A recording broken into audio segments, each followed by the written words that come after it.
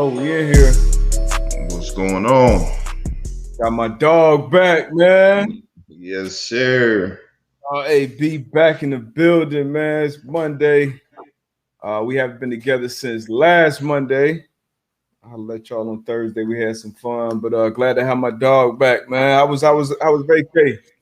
Man, it was needed, man. Relax. On the beach, man. Had some good drinks, man. Cigar. So it was Ooh, good, man. been smoking on, man. I told you and I asked you and Weez to put me on, man. You get on the cigar Man, game, man. yeah, I'm on the I started off with the Monte Cristos, but now I'm on the My Father's Padrones. Okay, I know about Padrones. Yeah, Placencias, So just been tapping into it a little bit more. That last one sound expensive. Nah, What it's was a the good last one? Placencia. It's a good smoke though. Yeah.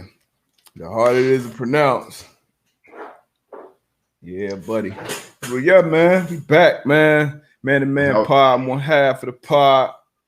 Darius Butler got my co-host back with me, Antoine Bethea. What's good? What's today? Today is Monday, May 17th. A lot going on in the sports world. NHL hockey, playoff hockey started. My Florida Panthers. I know you knew I was a big Florida Panthers fan, right? Oh, man, here you go. big Here you hockey go. guy. But we lost last night 5-4. Great game though against the Lightning. NHL playoffs or Stanley Cup playoffs. What else we got? WNBA just kicked off. Yeah. They're off to a hot start. The NBA, the play-in games are set. We was talking about that last episode. But then NFL, got some teams reporting for OTAs today. Some vets, some rookies, and there's been a lot of talk around that, but we'll get into that a little later in the show, man. But how you feel about these play-in games we got coming up? Man, NBA. I'm excited, man. I'm excited for this Lakers and Golden State, man. Steph and LeBron, they're gonna go at it.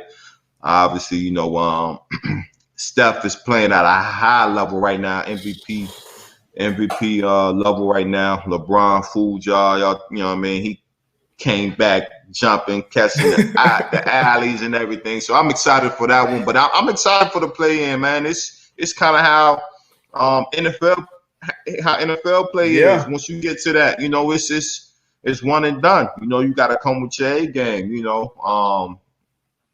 And I know it's been a lot of talk as far as which sport is it harder to get a chip in. But obviously, I think in the NBA, a game of 7. A little taste of that. Yeah, game of 7, the best team gonna win. But now this play-in, shoot, you gotta come to play. Yeah, it's win or go home out the gate. So that'd be crazy. You think this will impact LeBron legacy at all if he loses this game and don't make it into the offs? If he loses it against Steph at that?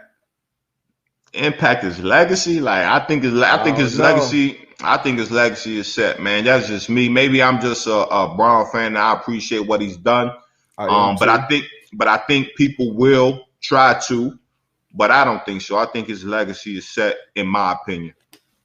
I believe so as well. I think his legacy is set right now. Regardless how you feel about it, I think most basketball players would probably put him at second best all time after MJ.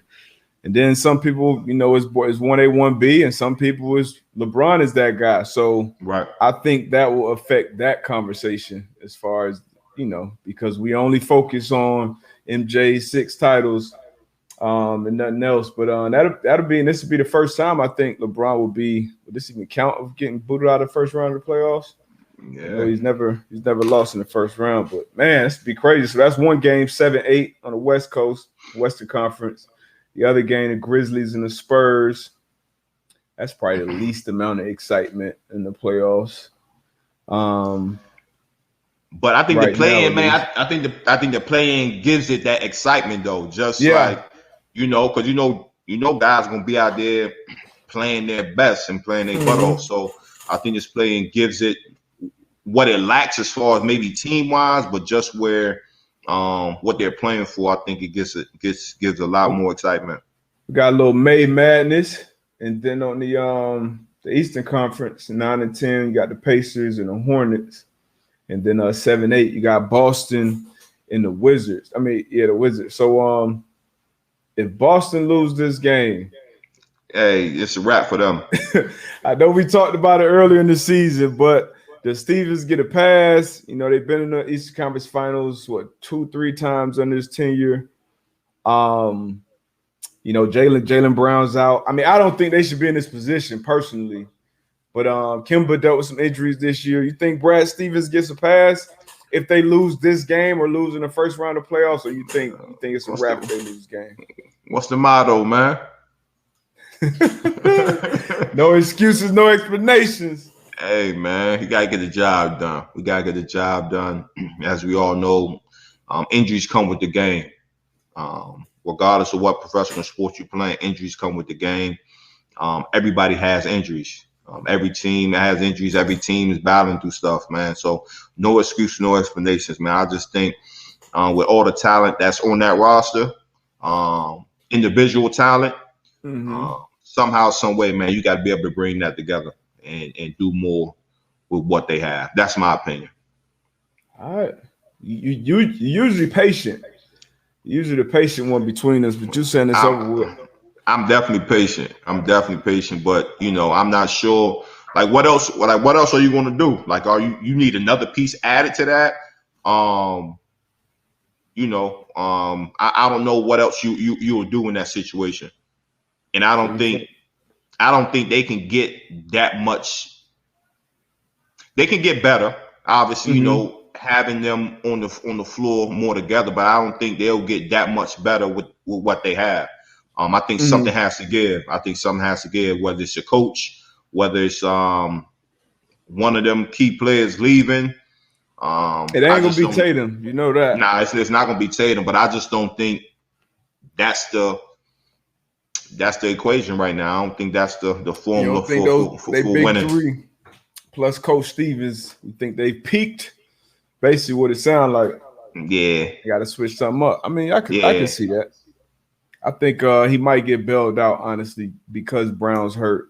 He has, like I said, I think he has 3 conference finals appearances, even though he didn't get over that hump. He got 3. I feel like Ainge kind of takes a little bit of accountability as far as the rosters and what's missing on it. But we'll see though. But I think he's gonna keep his job. I know we talked about it earlier in the season about him losing it if they underachieve, which they did, but I think he keeps his job for another year. Yeah, my opinion at least. We're gonna see. Yeah. But who you got in that game though? Who they got? Who Boston got? It's Boston and Washington. And I'm gonna go with Washington. You're going with Washington. I'm taking Washington as well in that one. And then you got the Pacers and the Hornets. I'm going Hornets. Damn, sorry, Indy. Yeah, man, it's love, man. Yeah. It's a lot going on over there. A lot going on right now. A lot going on, yeah. So I'm definitely gonna go Hornets. We got Memphis and the Spurs. Memphis. I'm going with the Spurs on that one. I'm going to Spurs. Let's go, Rudy. Let's go, Rudy. It was watching that Grizzlies Warriors game. Like, they didn't respect his outside jumper at all. Like, he's definitely gonna have to work on that going forward. Dynamic player, great player to watch, but he got to sure. Got to get a legit jumper from out there. So I'm going with the Spurs in that one. Definitely got to open the game up. Got to for sure. And then Lakers Warriors. I'm going Lakers. Ooh. Yeah, I can't jump off now. You know what I'm saying? I've been rocking with him. I can't jump off now. Yeah. So I'm gonna go Lakers. That's true. I know Steph. He's in his bag right now. He's deep in his. I'm going Warriors, man. I'm going Warriors. I don't know why, but I'm going Warriors. But let's say you're right, and the Lakers do win that, and they matched up with the Suns in the first round. Because I picked if that matchup was to happen, I'm taking the Suns coming out of the West. So I will go with the Suns, led by Chris Paul over LeBron-led Lakers. I'm going Lakers. You going Lakers in that matchup if it I'm happens? I'm going Lakers, man. Woo! I'm going Lakers, man. Bron, AD. Oh no, man, they just don't look. LeBron looked good last night though. Hey, man, y'all let LeBron fool He y'all, looked good man. last night. He limped a little bit towards the end, but I think he Of playing a little course, possum. that's gonna make the story even better. You know what I'm saying? It's gonna make the AD is who story I worry better. about though. AD is who I worried about. Who I worry about. Before we move on from the basketball stuff, obviously the end of the regular season is here. We gotta get some awards out, man. Yeah, Got to yeah. get some awards out. So we'll start with let's start with Coach of the Year. Who's your Coach of the Year this year? Don't let me butcher his name, but out in New York, Uh-oh. man, with the Knicks. Okay, Knicks, I believe 4 seed. Oh, I think they Yeah, might be the four four seed, seed. four seed. Ooh, Thibodeau. they happy too. Tom I mean, Thibodeau. as they should. I don't think anybody at the beginning of the season would have had New York Knicks, the 4 seed in the East. And if you did, you lying. Oh, you're a Knicks fan. I don't even think they. Even if I you was a about to Knicks say fan, I don't yeah. even think they had a 4. But Even that's if a you good a pick. Knicks That's a good fan, pick. Yeah, yeah. Who that's a you good got? pick. I'm going with Monty Williams out there Okay. in Phoenix. I'm heavy on this Suns train. They got hot obviously last year in the bubble, and looked like they haven't really looked back. Obviously brought CP3 over. This I think his last real op to get a chip, man, and he'll have to knock probably LeBron off to get it. But yeah, I'm going Monty Williams out there in Phoenix. Okay. That's two good Okay. ones though. I can't argue with Yeah, the other one. I can't What argue about that either. MVP? MVP. That's tough. I'm gonna go with Joel. Embiid? Yeah, Okay. I'm gonna I go with mean, MP, man. He made some. I think he made some major strides in his game. He for got sure. the Sixers. They the 1 seed. 1 seed, yep. They got the Sixers of the 1 seed, man. With Doc coming over. I love what he been doing, man. Yeah, he The missed best. some time. He missed some time, but before he went out, he was definitely on top of that MVP ladder for Yeah. sure. Joker, what you said? Now I was about to say the best big in the game right now. Yeah, best big in the game for sure. Well, some people would debate is that Yeah, Joker yeah, it's up for the debate. I mean, this is just my personal opinion. I think Joel is, best but big in the game. right now, yeah. But Okay, so Joker that's over is. AD, over AD, over Greek Freak, Is you over consider you yeah. consider Greek Freak a Greek Freak big? he is a center. Yeah, he is a center that can handle the ball. Greek Freak ain't it? Well, I mean, I got Greek Freak Joel is and a B. I'm boy. standing on mine. Okay, if he's healthy, I mean, like I said, when he was out there healthy, he was number one on that MVP ladder. I'm going with no, I can't go. I gave it realistically speaking, I think Joker will win it because he has carried his team, had a good team, had a good year. Obviously lost Murray, but he's carried the team, and the international player. I think NBA they want to make the game international. That'd be 3 international players in a row. I see him winning it, but I think most deserving is Steph because I mean, if you really talking about most valuable player to his team, it's Steph. But they playing in the 8 seed, so he probably won't get it. But what he's done this year has been crazy. So I'm still Not for rocking sure. with Steph. I'm giving it to Steph, but I think the Joker, since he didn't miss a bunch of time like Joel did. I think he'll end up. I think he'll end up getting it.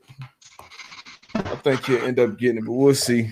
Yeah, we'll We see. I shall can see. respect that. I can So respect you that. went Six you went MB, I went Joker. MB. Yep. Your six man of the year. Clarkson, Jordan Clarkson out there with the Jazz. Out there with the Jazz. I'm going Jordan Clarkson, man. He took some steps this year, getting the boys instant offense off the bench. Who you got? Hey, I'm going D Rose. D Rose. I'm back in New York with the Knicks, man. D Rose. He give you some flashes of the MVP D Rose. You know what I mean? Able to come over, get him some veteran presence on the court, some veteran leadership. He's been doing his thing. Yeah, man. I love to see D Rose back in his bag, hitting big shots down the stretch. Um, yeah, I love that one. But so D Yeah. Rose, your six man, Yep, Jordan yep. Clarkson, my six man. Who else we got? Most Defensive improved player of the player. year, Okay, go ahead. Defensive most player of the year. improved. Which one you Um, want? let's go. Most improved. I think we. I'm gonna go Probably Julius doing Randle. now. Yeah, that's Yeah, I'm a Randall out Julius there in New Randle York. in New York. For sure. Yeah, I bet. So like defense player of the year. Who you got? he damn near could be in that MVP combo, Julius Randle. But defensive player of the year, I'm going Ben Simmons out there in Philly. A monster on defense, big, fast, athletic. You know, give you a lot to want on the offensive end. But defensively, give you everything you want out there, perimeter, down low, everywhere. So I'm going Ben Simmons, defensive player of the year. Uh, Mm-mm-mm. I think Rudy Gobert could always be in that conversation. Always. Um,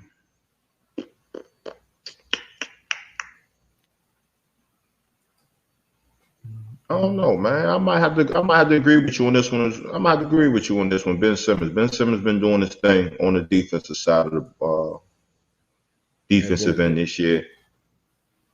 Greek Freak will probably be in the conversation. Yeah. Who else is in the conversation this year? Um, Somebody I feel like I'm missing. I know I should say. Yeah, that's why I'm. But yeah, I'm going Ben Simmons.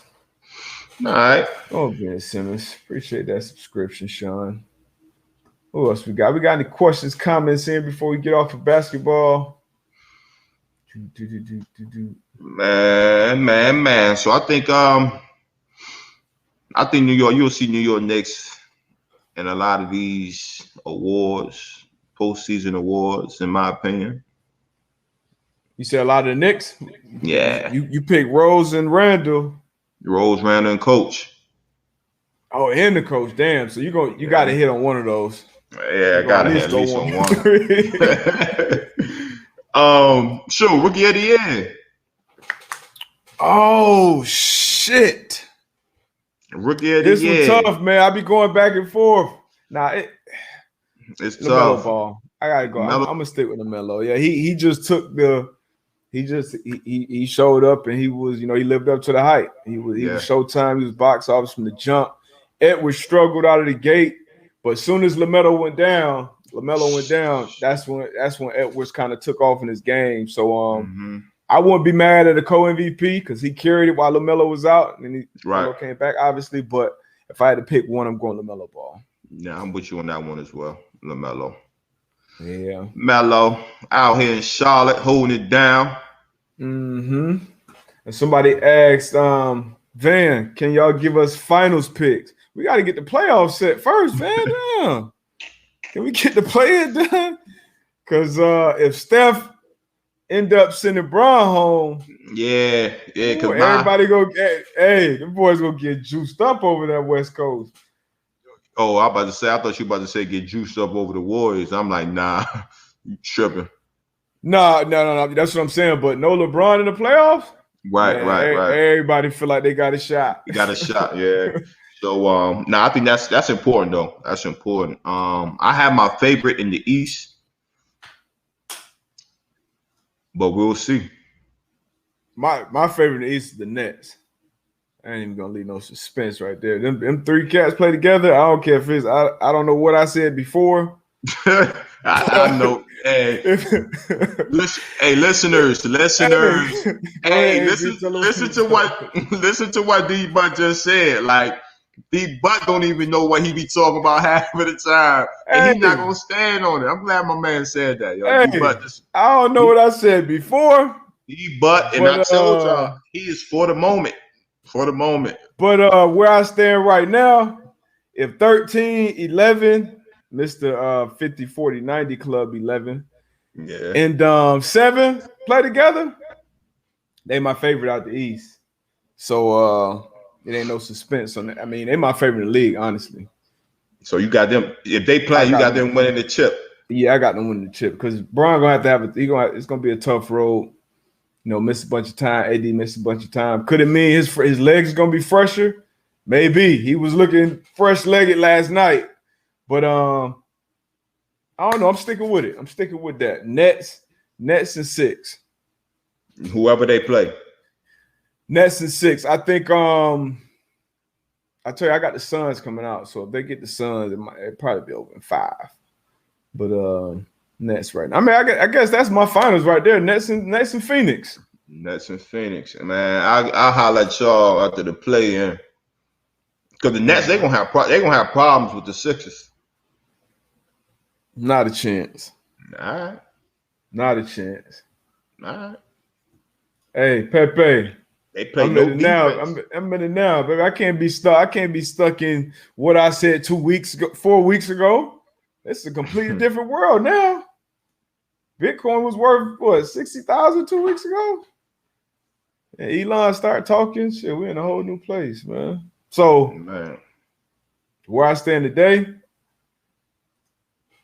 off the rails tone, did LeBron complain about the play-in, but he'd be out of it if there was no play-in? Nah, he'd be in the 7th seed. Nah, he'd be good. He'd be good right now. Getting ready for the getting ready for the Suns. But it was him talking about it, and it was Draymond. I remember Draymond speaking on it. I don't know if they would, I think early in the year. I think early in the year they were just saying, I don't know if it was motivating him to be playing for a play-in spot, something along those lines. He was kind of like, we want championships around here, like worry about no play-in. But now they playing each other. But I mean, that's what better playing game would you want from this season? Yeah, honestly, that's gonna be beautiful right there. I wonder what kind of ratings that game gonna do. What else we got though? Trying to move to the NFL. Let's move to the NFL. Let's move to the NFL, man. We got these rookie mini camps and then OTA starting up.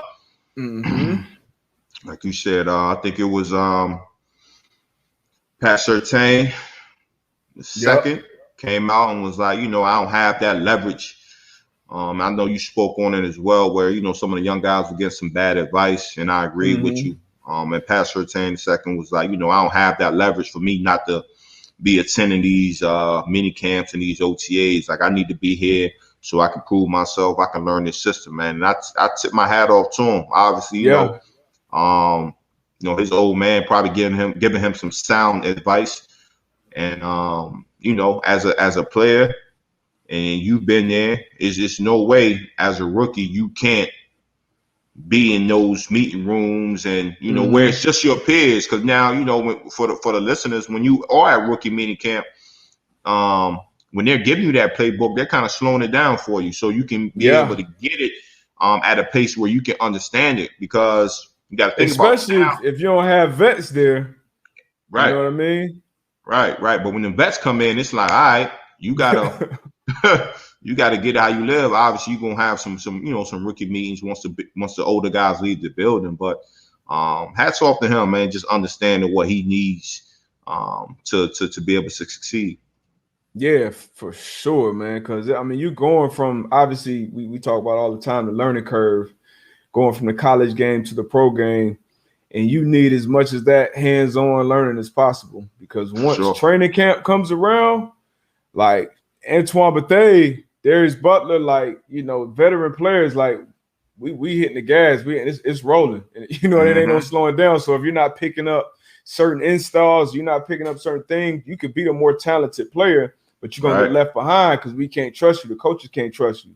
Yeah. So when you get in there, if I'm a player, like a young player that don't know what's going on, like it's no other place I need to be than in that city I'm playing in those, in the facility, in those meetings, in those walkthroughs, learning my craft. Because once training camp hit, the vets only need a couple weeks to really get in the playing football shape, watching what you need to watch, and then you on point. But if you're a young cat, man, you are already behind the 8 ball. So I don't know where that advice came from. If it was safety reasons, I could see it.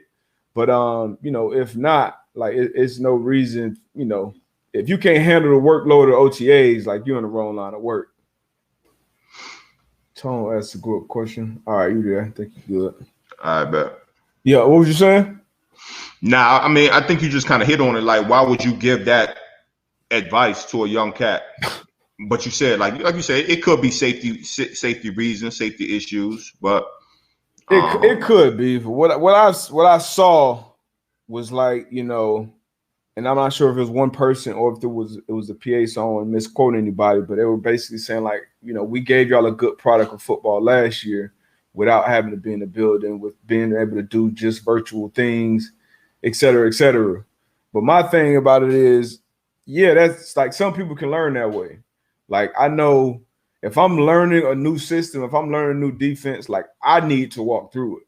Like I need to be able to, ask questions to the coach, maybe ask questions to you, somebody sitting next to me, like I need to be able to have those type of interactions, like just looking at it virtually, sitting through those virtual meetings.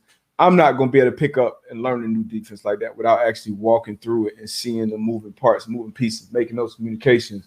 And I feel like that's the case for a lot of players. So I don't understand, why, like I said, outside of safety, I don't understand why that would even be advised or why there's such a strong stance to be taken on it. Like I that's a head scratcher for me. yeah, yeah, and I agree with you. I probably knew probably a handful of people that could really see it on the board and go outside and run through it and don't make any mistakes. Yeah. Again, I rarely seen that. I was the type of person where playing the safety position, you have to communicate, so you have to be on your P's and Q's at all times. So knowing where the nickel was at, knowing where the backers was fitting at, like you said, I needed to walk through there, For sure. walk through those things just so I could be at my best. So Yeah. I mean, you usually don't get to a point where you don't need that unless, once you get into a defense, you got those reps. Like yeah, that's when you know exactly what's going on, ins and outs of it. But when you're learning that defense, or shit, you just learning how to play in the NFL, like you learning different terminology, like splits, numbers, formations, how we identify personnel is going to be different. Just everything. Like you need to be in and around it. I'm sure they're doing a good job, especially at this point virtually, because you adapt. But I just don't think you can compare the two. Now, somebody asked a question. Tone asked a question. He yeah. said, "Could you explain being in shape and being in football shape?" Man, being in shape, right? So I could be in shape and I could go run 2 miles, right? Under 10 minutes. You be like, damn, like you in shape. Or I could go out in the field and I could run some hundreds under a certain time and run multiple of those hundreds and be like, damn, you in shape. But then I can go out there on the football field with a helmet, shoulder pads on, and back pedal, brake, that wear and tear on your legs. As for I'm speaking from a DB perspective, the back pedaling, the wear and tear on your legs, the heat. You got to think about running a nine route, a receiver running a go route. You coming back and they going no huddle, and now that receiver runs you on a post, and now you got to come back and line up again. You know what I mean? And then it's like, okay, well Getting a then run fit. getting a run fit. Now you tackling the 235-pound running back coming downhill, right? So it's those type of things where you have to get your hips right. You gotta get your hips right. Like that's football shape. Getting your hips right. Your groins might get sore your first couple of days just because you haven't been doing a lot of planting and breaking, turning and running and things of that nature. So it's just more to just being able to run. But it's just everything that comes with the game, the wear and tear of your body, just getting right. Yeah. You summed it up. Like you said, that shape. You could run a Spartan race or run up and me. What I did in the offseason was hoop. I always hoop. And that gave me the utmost cardio. But it's nothing like working them little muscles in your legs, like you said, a little muscle in your back, your core, different things. And then when you're thinking so hard and you're working at the same time, like that kind of mentally and physically drains you to an extent. So you got to train your body to be able to go through that, that 3-4 second play, then be able to reset, get another play, and go back to it and do it again. And then like that you got to train your body and your mind and do that. And the only way you can do that is by doing it. Like you can simulate as much as you want, But until I'm really in the coverage and I got to adjust the coverage, and then I got to figure out, how I'm going to guard T.Y. or Reggie Wayne in practice in a split, 4 or 5 seconds, and then reset and do it again. Like, that's the only way you can train that. So that's the difference of being in football. I'm sure basketball, soccer, whatever it is, it's nothing like actually playing and getting those real reps. No question. Need Boy, those. it'll be times. It'll be times you like you said, a receiver going a 9 route, you trying to defend the deep ball, right? And then you got to come up and you got to tackle. You got to tackle Fred Taylor, right? Yeah. And then you line back up, and now you get 2 motions. You get 1 motion, then you get another motion, and now you thinking like, damn, what am I supposed to be in? You tired. And then boys looking at you like, yo, what we in? Be like, man, I just had a brain fart. Like, I don't know. And then if it's a long drive, you got a 8-9 play drive. Now you got multiple people kind of, getting a little gas, getting a little winded. Communication ain't the same. Calls not getting from one side of the field all the way across to the other and back. Man, I'll never forget, bro. We had a no huddle drive in Denver. Mm-hmm. We was in Denver. It was probably like an 11-play drive, man, and they marching down the field. So we like, yo, we gotta get a stop. We got to get incomplete or something where we can make this clock stop us. And it was probably like play like 8 or 9 and GB in the huddle. And boy, he's so tired. He got his mouthpiece in. He getting the call in his helmet. And we barking at him because he tired. He can't give us a call. But it was like, man, like everybody, now you looking at the film, everybody got their hands on their hips, man. But it was just one of them things where like, that Mile High just put another element on it, whereas a no huddle, man, it was crazy. It get ugly, man. That's why we had that Mayday call. We when your linebacker, somebody got gloss out, whoever supposed to be making your calls, hey, Mayday, Mayday, Mayday. Yeah. Everybody know exactly what coverage or what play that is, but man, like you said, the only way you can be ready for that shit is if you train for it. Sometimes. Even when you get in that game, there's certain things you can't train for. There's certain things you can't practice. There's certain things that only happen on game days. So those guys that can adjust, that have to have really put the time and the work in to build that foundation, I think. And sometimes that foundation is really just built with time. But the people that can build that and build on top of that as the season goes on, make corrections, evolve throughout the season, those are the teams that's usually, in and at the end. Mm-hmm. Well, oh man, what else we got? We got so the Tebow signing still isn't done yet down in Jacksonville, but they're still making some other news. Urban Meyer speaking on his roster now. To go back in time a little bit, I wasn't a fan of the Urban Meyer hire out of the gate. I wasn't a fan of. Were you? Did you like that hire by the Jacksonville Jaguars? It was up in the air for me. I'm not gonna say I disliked it, but I wasn't a huge fan of it either. Yeah, just because for me it was because of how he left the last places. Just kind of accountability things, and then he's kind of been a career college coach, and then coming to the NFL, just wasn't big on it. But he's made some. So he came out and said the corner that they drafted top of the 2nd round. I don't know why. I think his last name is Campbell out of Georgia. Mm-hmm. He said he's going to be working him at the slot and on the outside. So basically coaching him up to play this, basically double coaching him. Yeah. Immediately, I'm like, no, terrible idea. Like as a corner, as a player, period, you trying to come in. We just talked about, not even being in the building as much. You're trying to learn one position. That's hard enough mentally. And now you're trying to put an extra position on a rookie. I immediately said that's a big, big mistake. How you feel about that? I think it depends on the player. Mm-hmm. I think it depends on the player. I've seen rookies come in and being able to handle that, right? Obviously, I think it depends on the type of defense that you're going to be running. How detailed is this defense? Like, is it going to be multiple? It just depends on the defense. They do have a nickel coach, which I don't know how many teams in the league do, but when I looked at, when he hired the staff, they do have a coach that specifically coaches, the that, slot nickels. that position is very important for the defense. Very. Might be the most important position on the field, honestly speaking. So again, I Especially think in the passing game. yeah, I mean shit in the run game too. Because Yeah. that nickel, you gotta be in there and run support. So for me, I just think it depends on the player. I definitely feel what you're saying as far as that could be too much on a young player coming in.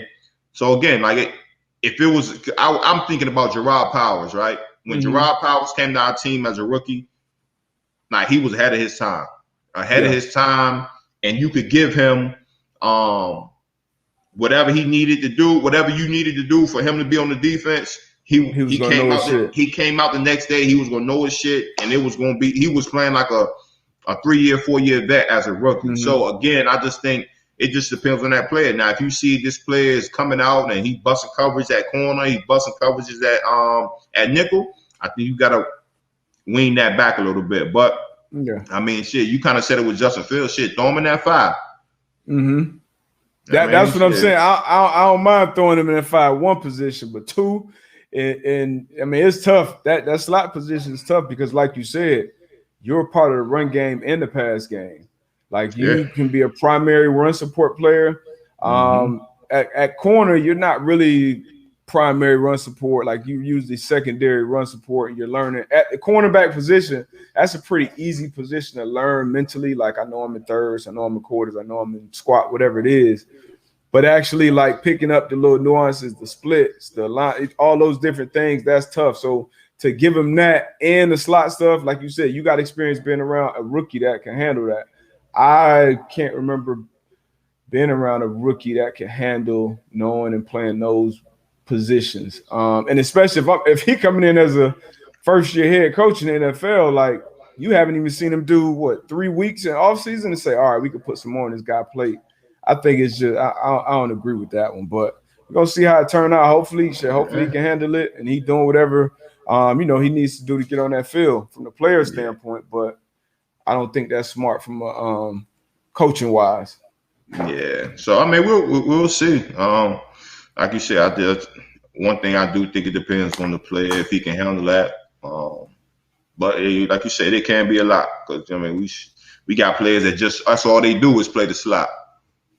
I know that's a fact. Now when you draft a player like that, they played corner. You know what I mean? They played corner. Even if they come in the league in their slot, they played corner, so they got those skills. And I mean, I watched a few of Campbell's games. In fact, he from the crib.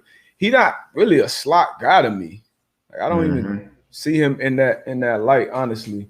And I'm really thinking about it. But I mean, we shall see. Like I said, they got a slot coach, so maybe he sees something in him that he feel like he want to work with or have him in there. But Urban also made news with Travis Etienne, his first round pick, cross training him at wide receiver. Right. For most of rookie mini camp. Now we know the biggest issue with running backs coming into the league is learning how to pass pro. So if he's gonna be a guy that I expect to be a part of the pass game, obviously Robinson told it to rock, carried the load last year, but I expect Etienne to be a part of the pass game, some pass pro. Why the hell you got this dude playing all wide receiver, man? Like that's how you feel about that one. Oh, Herb Wilder, man. I don't agree with that. Urban is wild. He drafted a guy in the first round at running back to cross train him at wide receiver. Even if Robinson is gonna be the lead back, take majority of the carries, obviously you're gonna work Travis in there and get some carries, but like you want him to have the ability to know pass protection, learn the scheme. If you draft him to play wide receiver and that's where he plays, that's one thing. But you have wide receivers on the on the board at that point in the game. So why not go out there and do that? But what the hell do we know, man? D-Buck went on the old man break. My shit started tripping. Yo. Yeah. Back, cousin? I'm back, baby. Got that Teddy Riley. Oh man. But yeah, we were I gotta know how to fix that countdown to where I could put it on different times, man. But where was we at, man? Wait, what was the under, man? Hold on, what did I miss? What did I miss? They said the over under. That wasn't even that wasn't an old man break. That was I had to go check on the kids. Kids be out here skipping school, y'all. Skipping school, man. Yo, watch your kids with this distance learning. Man, my daughter, man, she fed up with it. Like, shit, she got one more week. Yeah, they at the end. They've actually had to go inside the school to do some testing. My oldest. You was nervous? Nah, yeah, man, y'all in Florida. Y'all ain't nervous. Y'all with the shits out there. we big with the shits out here. Yeah, y'all with the shits out there. Betters.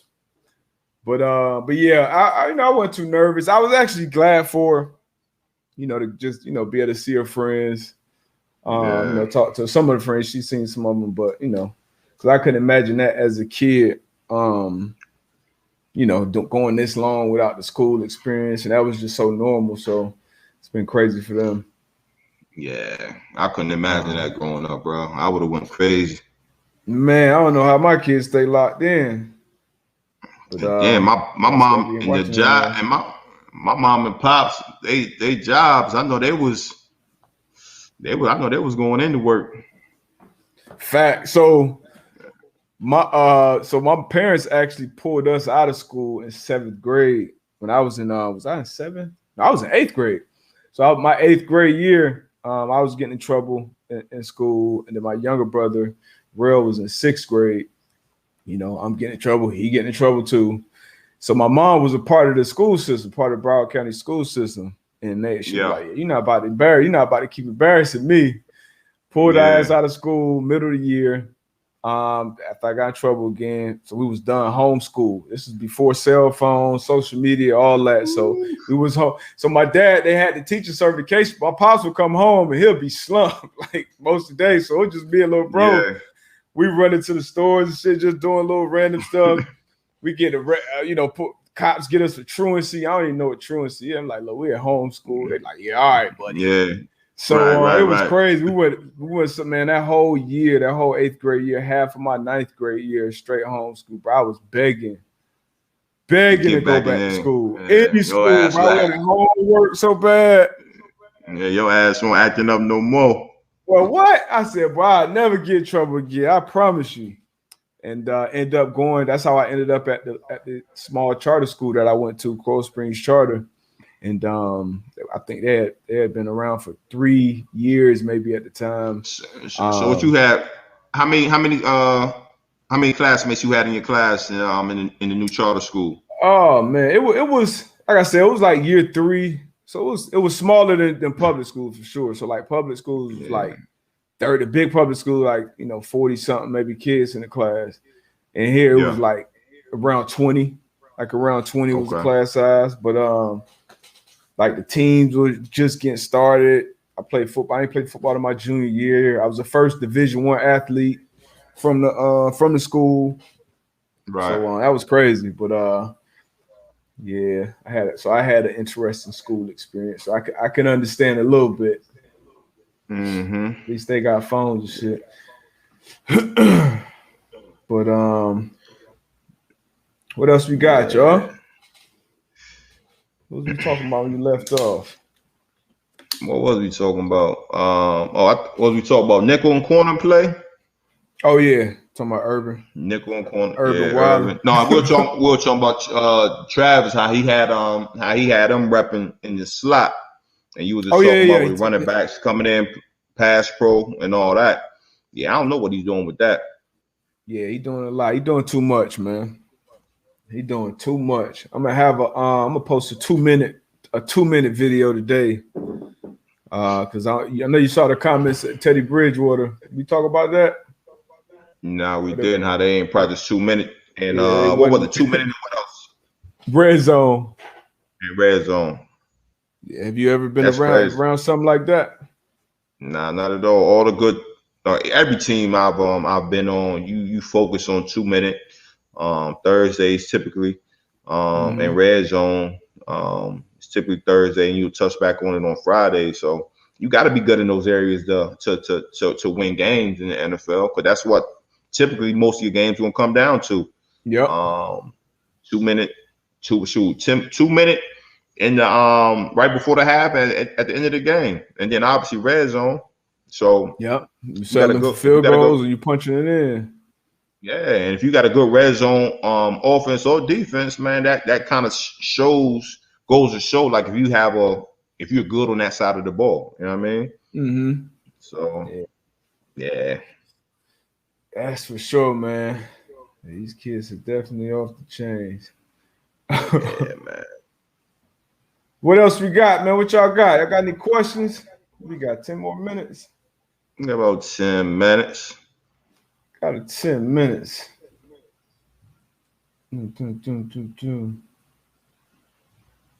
Justin Fields, they still coming out saying Andy Dalton gonna be the starter. Why are they lying to the Bears fan like this? All I'm gonna say is, like I said before, if the young boy's not ready, man, don't throw him in that fire. Obviously, if he's ready, he's doing his thing, put him in there. But if he's not ready, all right. Let's say Antoine Bethea is the defensive coordinator for the Indianapolis Colts, right? And I draft a safety, number 11, right? The most physically gifted safety in the draft. Is Antoine Bethea gonna have that safety ready to play week 1 as a coordinator? Yeah. Oh, speaking on me, yeah, I'm gonna have him right. Like this is what they get paid the big bucks for. Matt Nagy's an offensive genius, an offensive guy. You gotta have this guy ready. But I'm just keeping it buck. I'm not wishful thinking here. We've been in places. I don't know if you've been in places, but we've seen where, just saying we talking about a safety, you might got a DB coach or a defensive coordinator who might not be able to get this young man ready. But this is what I'm saying. The head coach is the offensive play caller in this situation. I understand that. It's all on you. Like your job on the line as a coordinator. Like, it ain't like your first year as a coordinator. Your job's on the line. Head coach, defensive coordinator. You just drafted the most talented, I don't care what position, defensive player in the draft. I gotta make sure that dude ready. I don't care if I gotta sit in the meetings with him. I agree with you. I'm not saying I disagree with you. Like, the coach, that's what you get paid to do. All I'm saying is, just be real with the situation, assessing the situation when it's time to, have that quarterback, whoever's going to take that first snap in the regular season. All I'm saying is, if he's not ready to lead that team day 1, game 1, snap 1, don't put him out there. That's all I'm saying. I'm not disagreeing with you saying that the coach should not. I'm not disagreeing with you saying that the coach should be able to get him ready. Yeah, that's his job. 1,000%. And I agree with you. He should have him ready. But the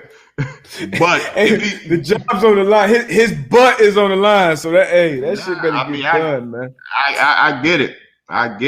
If he anything like Antoine Bethea, he gonna have Justin Fields ready. And he gonna play. From what I seen last year, we a little different. We're a little different. Mitch might have just been that trash, man. He might have just been that garbage. But what's this? Boom. Michael Ward, real question. What's greater, a coach keeping their job or playing young players? What do you mean by that? What do you mean by what's greater? That's what I was going to ask. I need that reworded. Because a lot of times, go ahead, bro. I was saying, because a lot of times the guy above the head coach might take it out of his hands. Like, the head coach, like, yo, I want to keep my job, but the guys above him, like, look, we want to see these young guys out here.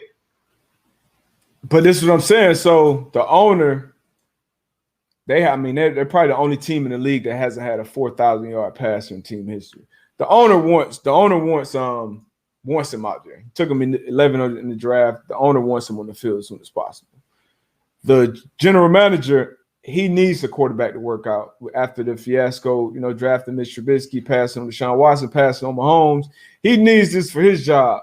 The head coach, offensive guy, same thing. So they got to collectively come together and put whatever they got to put around Fields to be. And it's not like they're working with, a bum. We at least know he has the physical talent. From what I see on film, he looks like a guy that's prepared. That's a smart quarterback that knows how to play the game of football. I mean, it's on them. It's obviously on the player, but it's on them to put him in good situations to succeed, to carry that team to succeed, and for that team to succeed. Like, no question. Figure that out, man. No question. But all I'm saying is I've seen situations where everybody think it's a no-brainer, and you come around and it's not working out like you thought it would. But again, I'm not disagreeing with you, but I'm just saying, like, if the young man's not ready, don't throw him out there week 1, game 1. That's me. I got you. So I mean, obviously, I believe yes. Is this a bet? Is this a prop bet? I need to find a prop bet on Justin Fields if there's one out there. But what did Nakiba Walker said something?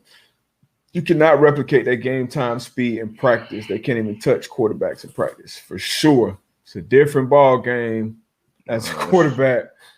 You got that pressure on. You got people. We can't even be around the quarterback, the starting quarterback. You mess around, be around them, and they follow through and they break a finger on your helmet or something. Yeah. Do you guys think coaching matters more in the NFL or in college, or same difference? I'll probably say same difference. What you say? Well, if you accumulate more talent in college, which you can be the significantly more talented player in college. Right. So, yeah, I would say NFL. Yeah, as far as like that. And it is not. It is coaching, but as far as like scheme wise and adjustments and things of that nature, I think that in the big leagues that plays a big difference. Difference. Well, this is probably same. It's probably a little. Yeah, I would say equally as important. The culture you said, in that team, in that locker room, on the college level, and then on the professional level. Because on the professional level. On the college level, it's more on the coaches to set the culture. And then you got a good team, the players carry that out. Mm-hmm. On the pro level, it's the same thing, but it's even more important that the players set their own culture and their own boundaries within their meeting rooms, within their practices, and how they let shit go. Because, coming into a meeting room with Bethea in there, like, you're not about to be bullshitting in the meetings. Like, we're not about to be, talking when the coach talking, not paying attention. If you're not on point. When we call on you to say, hey, what's your communication here? You just, that's the culture that's set by those players. Because the coach is going to say certain things, but if it's a player that's drafted in the first round or, a big money free agent or something, he getting paid more than that coach. So it's on those players in that room and that culture to hold them accountable. So, but I'm with AB on that one. I think coaching would definitely matter on NFL level more, just because you can have such a huge gap and difference in talent on the college level. It's funny you say that, right? So I was sitting with Greg Jones the other day, right? Mm-hmm. He was in Jayville with Freddie T, with MJD or whatever the case may be. And I was just talking about as far as when you have a new coach, or when you have a coach and say you're that lead guy in your particular room, and when that coach can coach you hard, mm-hmm. and you're able to accept that coaching, it makes it easier for everybody in the room. It makes it easier for that coach. So Greg was like, look, he was like, we had no choice but to take the coaching, because Freddie T was that dude, and the coach was on Freddie T just as hard as he was on the rest of the guys, you know what I mean? And Freddie T took the coaching, you know what I mean? So I'm like, that, like you said, that's just that culture that, you're setting in those particular rooms. Yeah, that's definitely important. This is a good question right here. I think we had talked about it once before. Well, I got a Earlier. question. I got a question for you though before we can get to this. So I What's came good? into the league, and that was kind of the environment that Brady, like Brady took hard coaching. I don't know if him and Belichick had conversations beforehand, like, hey, I'm gonna cuss your ass out in the meeting today. Because I done had Yeah, coaches tell me, hey, I'm gonna get on you about something today. Like they'll give yeah, me their yeah, heads up. I'm like, yeah, yeah, I yeah, ain't yeah. tripping, coach. It is what Right, it right, is. But right. even if they did it that way, but Brady was always coached hard, and obviously he was hard on, not hard, but like everybody was held to the same standard. Yep. Was it like that with Peyton, or because I didn't experience that anywhere else with quarterbacks with big time players? But was he like coached hard like that, or it didn't go down like that? Um, I wouldn't. I wouldn't say he was like called out and like. I think. I mean, obviously, just like Tom, you know what I mean. He was just probably his harshest critic. You know what I'm saying? Just being hard on himself as a player.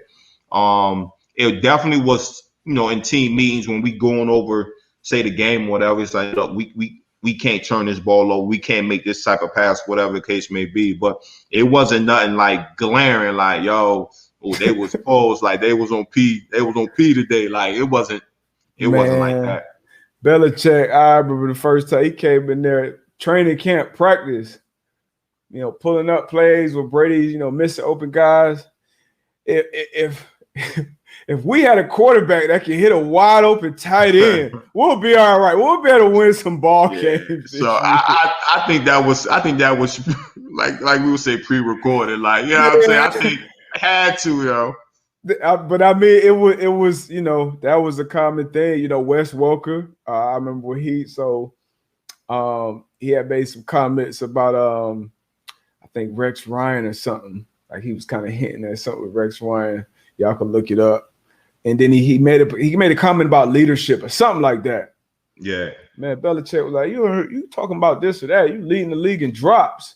Like, so Belichick, anybody could get it in that meeting. I would probably say Moss, probably Vince Wilfork was probably the two guys who he didn't really mess with like that. But outside of Yeah. that, anybody could get it. But they coached themselves, They If they coached him. jumped off Yeah. sides, something. Vince jumped off sides, he put his hand up and he taking a lap around the field. Like you ain't got to get Right. on him. Like he just, you know what I mean? But it'd be a lot of funny shit I'd be thinking about. Yeah. But yeah, I know you had a question on. Yeah. We had talked about this before. Like when we first started the pod, would you prefer to have a ball hawk corner like Marcus Peters, J.C. Jackson, Xavier Howard, or lockdown corners like J. Alexander and Jalen Ramsey? And if I remember correctly, I think you had said ball hawk, and I was Give me like Zont. lockdown. Give me And Zont. I was like a lockdown corner. Give me like a Dion, like a Pat P in his prime. But see, Dion was Because both. yeah, he was, but I mean, more so lockdown. When you talk about it, you kind of talk about Dion being that lockdown where it's like, okay, I can put Dion on this guy, and we can X this guy out of the game plan. Like, you know what I'm saying? So I'm thinking on like a defensive coordinator aspect, creating a game plan, And and that's why Prime even was like the one. Because he did both at that. Like when I think about Prime, you think about him lockdown, I think about him like shit, he probably gonna get in the end zone this game. yeah, I mean, yeah. like Peters, like Talib, Zont, them guys jumping some shit. Like Revis was locked down, but I didn't expect Revis to get, pick six. But it's like for me, it's like when you talk about the defense, like a Revis, man, like he cuts like a half the field down. So it's Facts. like now I can do so much more with the other players on the field. You know what I'm saying? Like I can add a guy in the box or something if we're going against a team that's running. I can roll my coverage. Like it's so much other stuff that I can do. And not so you going with not, lockdown? I'm gonna go with lockdown. Yeah, I want that rock. I want that Taylor. Turn that Taylor. Xavier Howard, I mean, once again, I feel like he was both last year, but he had 10 picks. If you coming out getting me like a champ, 8, 9, 10 piece, 7, 8, 9, like Zont, give me that. I want them extra possessions. I want them extra possessions. Give me that. Champ Bailey. I don't think Champ Bailey underrated. He was first ballot. He was first ballot, but he as far as media wise, who cares about the media? I mean, I think a lot of people might, but I think media wise, I'm not. You're part of the media. I'm not. I got my podcast, but I'm not. You got a podcast. I'm not you part are of a the media media member. You can get credentialed at the Super Bowl this year. I can, but I'm nah, and that's what I'm. Nah, I'm not gonna be that. I'm not gonna be nah. But I think as far as like people talking about corners, I don't think Champ gets talked about like he should. Yes, he's a first ballot Hall of Famer, but I don't think he gets talked about like he should. Yeah, agreed. 12-time Pro Bowler, most ever by DB. Champ's definitely a GOAT, first ballot Hall of Famer. But somebody asked a question about, we're going to get to it next episode, about that 4th and 2 game. What was the meetings like after that 4th and 2 game versus y'all, my rookie year?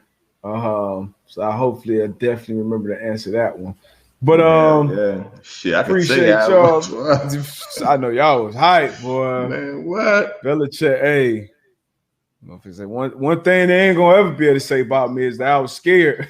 Hey, shout out to my guy Melvin Bullock. What a play!